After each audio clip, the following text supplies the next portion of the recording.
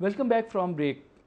Madam Consul General, what American expect from Pakistani government, from Pakistani army and masses to make this new Afghan policy a success? Well, the president did say that stability in Pakistan is an essential part of success in Afghanistan, but he didn't, I believe, ask for specific contributions from Pakistan. Certainly an important contribution that Pakistan has made to Afghanistan's success is the willingness of the government and the people of Pakistan to host Afghan refugees for now going on about 30 years, and the generosity of the people in Pakistan to be willing to host people seeking refuge from conflict has been very important to Afghanistan's stability. There have been more than 5 million Afghans who've returned to Afghanistan since 2002 to help rebuild the country. And the skills, the education that these former refugees attained while they were in Pakistan have been essential to Afghanistan's success. And I think it's important to note that Afghanistan has had some successes since 2002. Far more children are in school, more businesses are starting, and parts of the country are moving forward. And so it's not, certainly there are places where more needs to be done, but for many Afghans, the world is a better place than it was in 2001. Do you think that NATO and American forces have been defeated by the hands of Al-Qaeda and Taliban in Afghanistan? Is it that why more reinforcements are being sent to Afghanistan? No, if our forces had been defeated, they'd be gone. Our forces need more reinforcements, and not just in forces, but in other areas as well. President Obama has stressed that we'll strengthen the civilian component of what we do, and that actually a lot of the military personnel who go to Afghanistan won't be combat troops, they'll be trainers to help make the Afghan military stronger so that they can take on the fight, more of the fight themselves. We see that despite the fact America regards Pakistan as its important ally, and Pakistan is a recipient of maximum financial aid, there are still anti-American sentiments among Pakistani masses. What is the basic reason for this feeling of mistrust? I wonder that myself sometimes, and if you could enlighten me, I'd appreciate that. Like Pakistan is a recipient of maximum financial aid from America, but still there are anti-American sentiment among the common person or among the masses. So could you figure out why is it so? I'm not sure why. That's why I'm asking you. But I mean, there have been some very interesting surveys.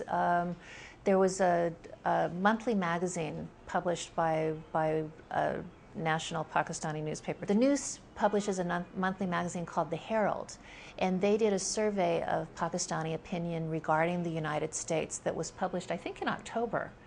And in that, they said, interestingly enough, that the Pakistani masses don't really have an anti-American sentiment, or that they have the lowest percentage of anti-American sentiment of any of the socioeconomic classes, and that it's actually the middle class, it's educated Pakistanis who have a stronger anti-American sentiment.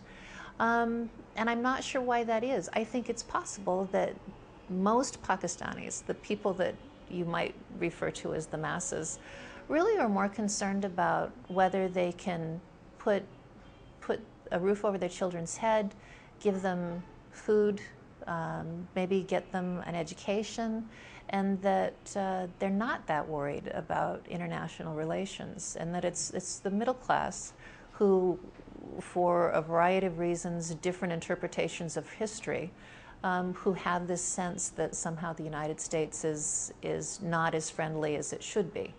Madam Consul General, what steps are being taken by you to end these anti-American sentiments from within the Pakistani masses? Well, the Secretary of State's visit was certainly a high-level event that was intended to demonstrate to the people of Pakistan that the United States has a friendly interest in Pakistan and in Pakistan's success.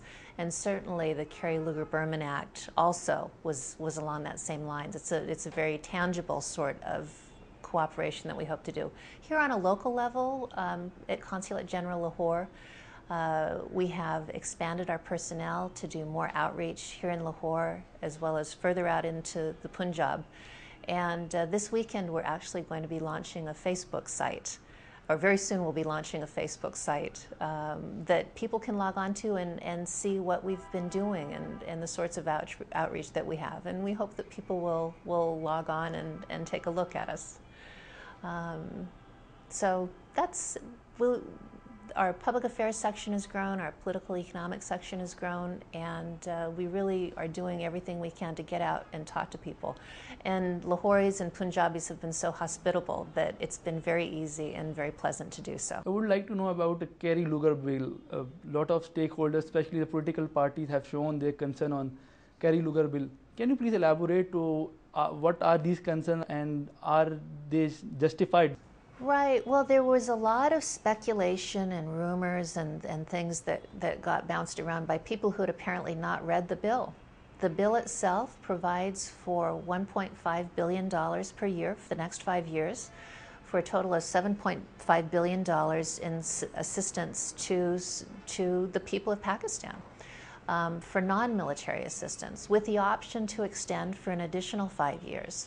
The Secretary of State is required to report on how that money is being spent, to make sure that the American taxpayers and the Congress, the Senate, acting on their behalf, understand that the money is being used for the purpose that it was intended. So I'm not sure why exactly, what exactly the concerns and the rumors were, but I think a close study of the bill shows that this really is a very well-intended package of cooperation to help make life better for the people of Pakistan. How do you see the Pakistan-American relationship developing in coming years? Will they get stronger or weaker? Well, I like to think that they will get stronger. I think that the Kerry-Lugar-Berman Act and the cooperation that we'll be able to do together will assist in that. We anticipate that we'll be expanding our exchange programs through our public diplomacy arm.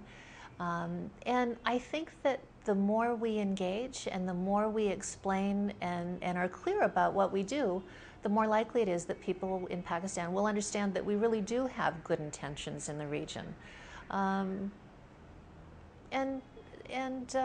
You know, I think too the fact that Pakistan does now have a very lively and very free media will contribute to that, that the more people there are out collecting information and reporting on what information they found out, the more likely it is that people will get the true story on what we're doing here, and we'll be able to report on the good things that we're doing, like the Alamgiri Gate, and not on rumors that are not always so friendly. Madam Consul General, in the end, anything you would like to say to Lahori, especially in Urdu? Yeah, thank you. Thanks very much, Kazim, to you and to City 42 for having me on. It's a real pleasure to talk with you. And I was told a saying that fits here, and I think it's Lahore. Okay, thank you so much. Thank you. Pleasure to have you on the show. Thanks very much. Bye-bye.